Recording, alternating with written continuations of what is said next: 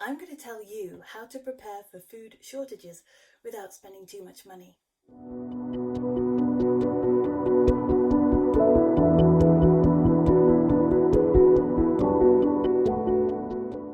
Hi, I am Elysium and welcome to my kitchen. So this is the second in a series of 3 videos about how you can prepare for food shortages without spending too much money. Now, it's not that long ago that if you were talking about prepping, people thought that you were a conspiracy theorist and probably a bit bonkers. But actually, things are tough, things are tricky, and they might not get better for a while. So I'm sharing some of the things that I regularly do to make sure that I'm prepared for food shortages. Now, of course, I have cupboards, and my cupboards are filled with dried pasta and with cereals so that I have a regular stock of the things that I use most often.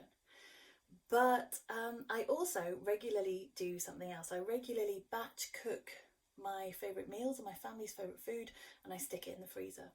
So I used to do it in these metal tins. You've probably seen them. They have like a laminated cardboard lid, and then the rest of it is metal. And I used to cook lots and lots of things and put them in the freezer with labels on the top.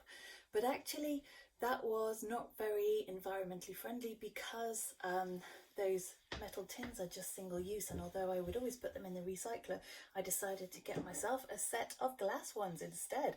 So these have plastic lids.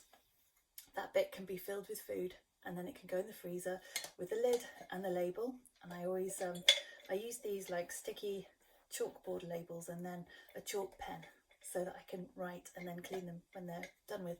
And then I put them into the freezer with the date that I've made them on. So this one here, I made this chili on the 9th of this month. No, yeah, the 9th of January this year. And so I know how long it should last in the freezer. I've got containers that are for single use or multi, so it depends who you're feeding on how many that will go around, but either 2 or 3 depending on whether they're kids or adults. So freezing food, in my opinion, is a good way to prepare for food shortages. It's also economical because you're buying bigger quantities in bulk, which is usually cheaper, and you're using your appliances just one time to make a big batch of something, rather than using the electricity more regularly to make the same amount of stuff. Yeah, you still got to cook them, and actually this is a really good point, because one of the problems that we might be facing is a shortage of energy. Now, I know that some places in the world already have that issue, and that they have rations of electricity so that you can't use their power between certain hours, and that might be happening in the UK at some point.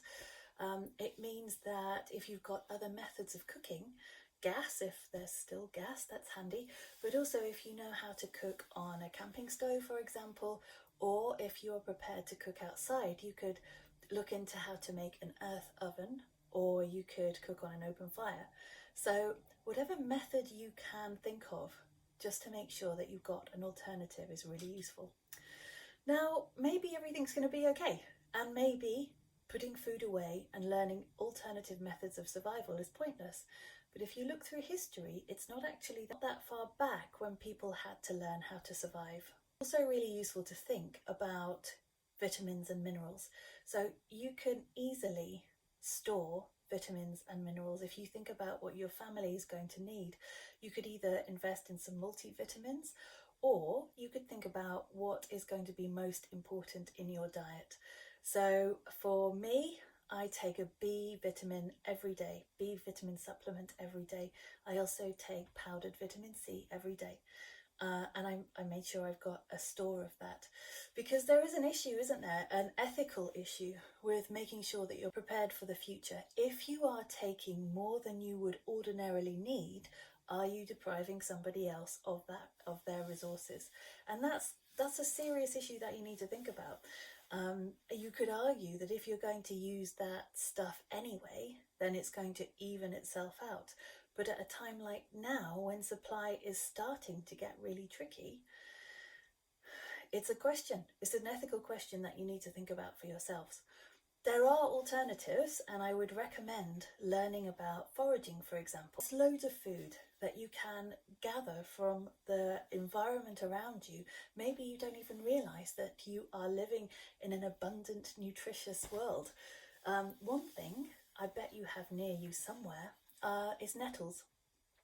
Nettles are amazing. Okay, they sting you and you need to pick them with gloves on, but actually they are so highly packed with nutrition. In fact, the Romans brought nettles to the UK for that very reason. Nettle seeds are a highly prized stimulant, can be used in tea. They are pretty amazing. Also, nettle, the leaves, you can use those in any recipe that you would normally put spinach in. Maybe apart from a salad, but think about how you could perhaps incorporate that as part of your diet, even if there aren't food shortages. Actions like that can not only save you money, but they can also improve your nutrition, and they're better for the planet because you're not taking up mass-produced food that's been packaged in plastic packages and then moved around the country, which obviously has a transportation cost. Okay, I think that's enough from me. There is just enough time for me to ask you to like, subscribe, and to put the alert notification on. And if you like this channel, don't tell me, tell your friends. I'll see you next time.